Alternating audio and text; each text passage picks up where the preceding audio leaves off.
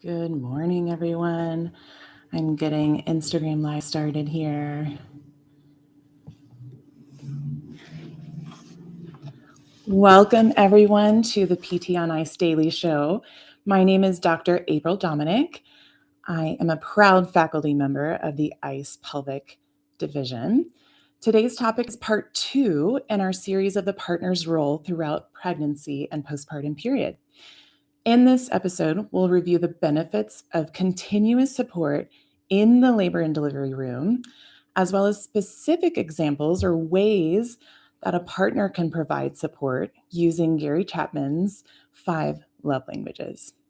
This can be beneficial if you, the listener, are a healthcare provider working with the pregnant population, or if you're a partner or pregnant person listening, looking for ways to support or be supported. First, I'd like to give a shout out to our 2 course offerings in the ICE Pelvic Division. We have an 8-week online cohort, and that starts in just a few weeks, March 6th. And the course reviews the pelvic floor function and physiologic changes from conception through the 4th trimester, along with assessment and interventions in common gymnastics and lifting movements for the fitness athlete.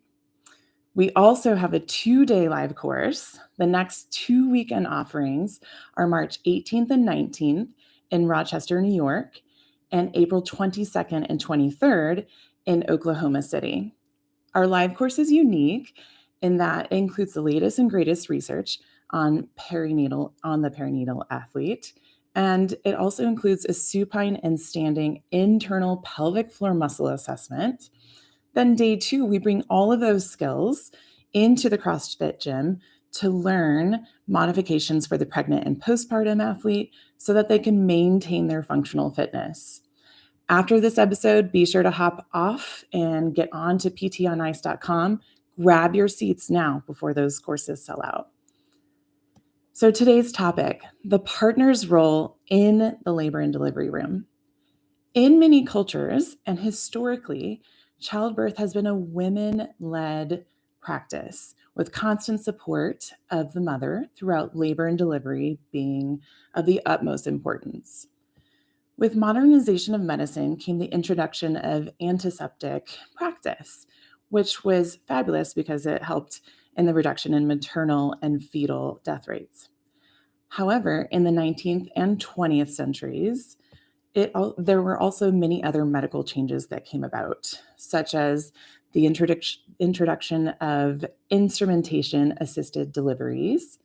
Midwives were replaced with male physicians, and developing countries have witnessed a rapid increase in rates of cesarean sections. Along with these modern interventions, some argue that the culture of treating birth as a normal physiologic process and preserving that continuous care throughout the labor and delivery process has taken a bit of a backseat. There are a number of benefits for having continuous support during labor and delivery. Medically, it can reduce the number of invasive interventions needed, or it can also serve as a positive boost to the pregnant woman's psyche during one of the most reportedly challenging events of their lives. Despite these known benefits, continuous support is still not implemented in practice routinely in a number of maternity settings. It's like a diamond in the rough, right? It's not exactly a standard practice at the moment. This is yet another reason to ensure that a partner be prepared to help out and assist in a supportive role that may usually fall onto hospital staff or the facilities staff, especially if they are short-staffed. Hello, everyone after/still COVID-19, right? Recovering. So the other reason that a partner could be supportive is even though if you do happen to have a doula that you hired, we all know that things happen, right? Sometimes the baby decides that they're coming and the doula is on the way, but then everything's all done. So another reason why partner support would be really great for the labor and delivery room. So I also want to recognize that not all women prefer a large dose of support, right? Secondary to some personal space boundaries, or some just don't feel comfortable having a spectator in the room, maybe due to some modesty. Also, other cultures don't allow certain people to be present. So, a really fabulous systematic review, our greatest level of evidence, by Barin and colleagues, published in 2017, looked at labor and delivery practices worldwide, spanning 17 countries. And they looked at the data included 15,000 childbearing women. They studied a number of factors. A couple that they did study that I want to highlight are policies in place in the birth environment that may affect the woman's control of her birth, such as who is allowed in the room and whether fetal monitoring was present. They also looked at the supporter's relationship to the woman. Was it someone that was employed by the hospital or the facility, or was it a person within the social network of the woman, like a friend or family member, or someone outside the social network, like, say, a doula? They found no adverse effects to continuous support. And compared to having no companion, having someone solely present for support and with a modest amount of labor and delivery training, that was most beneficial. If the person was in the woman's social network, then she also reported increased overall satisfaction. So the more familiar someone is, maybe the more that's more of a bonus. So, as far as maternal and fetal outcomes from this systematic review, there were 6 major findings. Basically, if someone had continuous support during labor and delivery, they found there was an increased likelihood of spontaneous vaginal deliveries, so not using any methods to induce labor. There was a shorter duration of overall labor, which is awesome because, as we know, labor and delivery can be very much a marathon situation. There were decreased instances of cesarean birth and decreased instances of the use of analgesia. There was a decreased need for forceps and vacuum use, which is so important. We know that there are potential implications from a pelvic floor function standpoint, that if we can avoid vacuum or forcep use, then that seems to be a lot better, a lot nicer on the pelvic floor health postpartum. And then less instances of a poor APGAR score were found. So that's that baseline health test that the infant gets just a few minutes after birth. Another study by Pascali Bonaro, 1 year later, found similar outcomes to this systematic review. And then they also found that the continuous support contributed to increased maternal satisfaction and baby bonding time and reduced maternal anxiety. So, how can someone, namely a partner, provide support to the pregnant person in the labor and delivery room? We'll dive into 3 of the 5 love languages today. I understand that not everyone has a partner with them in the delivery room, and that partners do come in all varieties. So it could be the baby's parent, or it could be a close friend or family member. And then for the remainder of the episode, I'll address the pregnant person as pronouns she, hers, and I'll assume that they have a partner. So, one thing to keep in mind is that labor often starts outside the delivery room. So, early on in pregnancy, have that conversation. Ask the pregnant person about their preferences for support. Recognize that they could change depending on the stage of labor that they're in, or if they're being influenced by, hey, they're hungry, they're tired, right? They're in pain. So, these preferences could change down the line. We'll start with words of affirmation. So just like we cheer and support athletes on in a sporting event, labor and delivery is essentially no different. It requires physical, mental, and emotional strength, which is amazing because it can come from the cheerleaders on the sideline. i.e., the partner. So, based on recent literature, the following themes for words of affirmation are of high value to the pregnant person: empathy, praise, and encouragement. Affirmations surrounding these allow the pregnant person to feel strong, capable, heard, and often consoled. Also, childbirth is a milestone for many women, so providing supportive affirmations during the process, maybe that can allow for some long lasting positivity as there are some powerful memories that are being created. Next up, many mantras can be a form of words of affirmation. So, feeding off of those themes that I just suggested, here are some simple phrases that you could say to your partner, and then maybe they can repeat to themselves. Your mind, body, and soul are strong.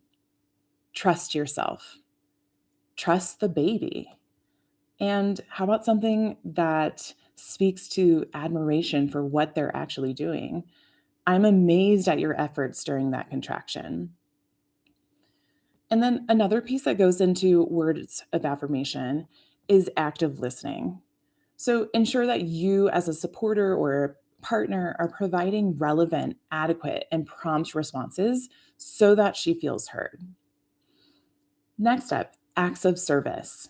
So a partner can take on the role of mediation between the medical staff and the pregnant person. This is especially helpful if the pregnant person is feeling vulnerable or otherwise too mentally and physically fatigued to even advocate for themselves. As a partner, don't be shy or intimidated to ask the birthing providers questions about side effects for a specific procedure they're suggesting, or what does it mean if we use this tool? If you and the pregnant person need more time to think things over, then just ask for it, right? A partner can get practice becoming comfortable communicating with medical professionals throughout pregnancy, especially if they're able to attend uh, doctor's appointments with them. And then the other thing is making sure that the partner is communicating to the pregnant person as well, and that they know how to do that well, and that they know when and how much information the pregnant person wants. So, other acts of service, the partner can be in charge of hydration station in the labor and delivery room, right? Refilling the ice chips container, encouraging sips of water as she may forget to do so herself. Help with creating a calming environment in the room. Monitor the temperature, dim the lights, get that pre-approved playlist of her favorite songs, maybe a little Rihanna in there. I don't know. Going through breathing techniques can also be helpful to do that together.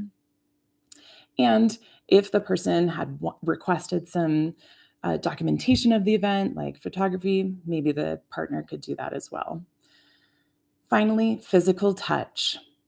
So, providing assistance to the pregnant person as they maintain or change positions during labor can be so helpful, especially if there's an epidural on board.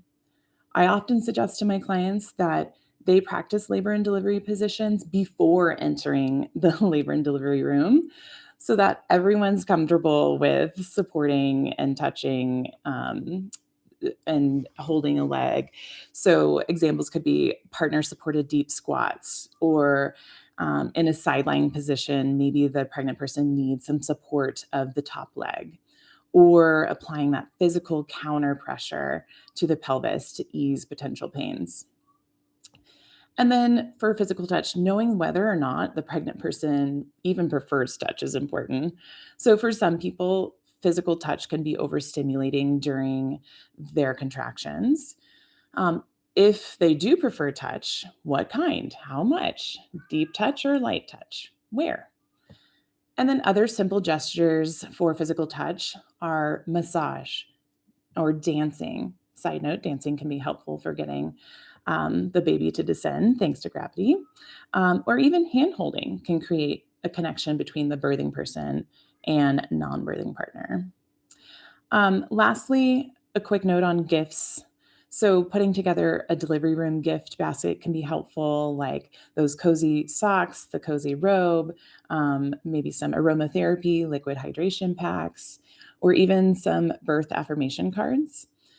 And then as far as quality time goes for a love language, that goes without saying, you're in the delivery room. Just make sure that that time is that you're being present with it, right? You're not on your phone constantly or doing all, getting on your work computer. And then, maybe be mindful if the pregnant person can't eat, then probably not going to be your best shining moment to mosey on in the delivery room and eat a burger and fries in front of her. So keep in mind that the pregnant person's preferences for type of support may change during each stage of labor. For example, she may prefer gentle physical touch during labor versus during the pushing phase, maybe no touching and just those verbal encouragements or affirmations. So to wrap things up, time and time again, continuous support during labor and delivery has the potential to contribute a number of positive maternal and neonatal outcomes, such as a reduction in the need for instrument assisted deliveries or a reduction in cesarean deliveries, a shorter overall delivery time, lower maternal anxiety levels, ensuring that that there's familiarity with the pregnant person's preferences for type of support beforehand, and practicing these can be so helpful as well. Three main types of support a person can provide that are highly beneficial in the labor and delivery room are words of affirmation that focus on empathy, praise, active listening, and encouragement.